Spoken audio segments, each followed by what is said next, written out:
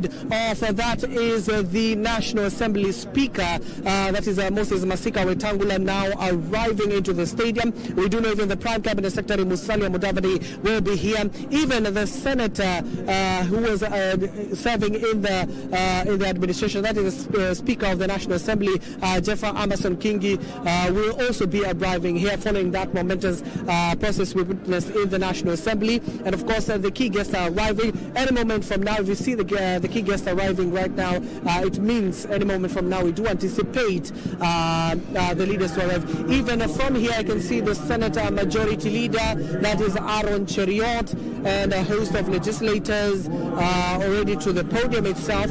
This will be the main road once the President will be arriving with his motorcade. Will be heading over, of course, to the main entrance. And of course, once the President arrives, you will see him boarding the special car from the Kenya Defence Forces, and he'll tour around the stadium greeting the residents before he goes to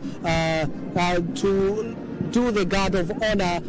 Already the men and women in the Kenya Defence Forces from Navy, Army, as well as the Air Force are already lined up at the middle of the stadium. Any moment from now, the head of state will be arriving. Just heard from the expectations from Kenyans and the leaders alike, talking about what they expect from the head of state to address them. Given that this is the coastal region, they anticipate to hear more about economy, the fishing industry, the tourism sector, how they can be improved on so that it can show at the end of the day people are living out of that. Given that this is the coastal region, that is their main business. And of course here in Kwale, agriculture also is very key, and you do know the government right now is, of course, and there you have it.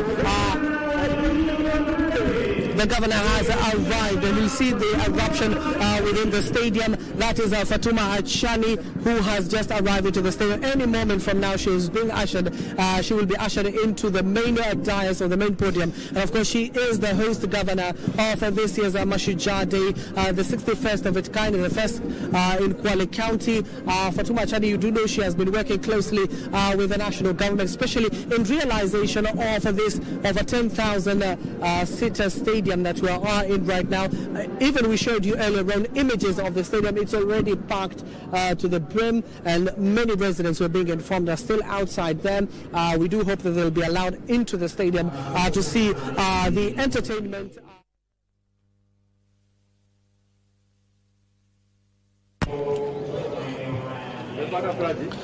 The arrival of the Deputy President Designate, the Honorable Kithure Kindiki, who has just arrived at the Kwale Stadium. At the spot now, what we expect is the arrival of the President, because there appears to be no other protocols beyond that. Professor Kithure Kindiki has arrived, the Deputy President Designate. Of course, we had to see the Prime Cabinet Secretary, Dr. Musalia Mudavadi, but so far the Honorable Moses Wetangula, the Speaker of the National Assembly, has arrived. And so has the Governor for Kwale County, the Honorable Fatuma Achani.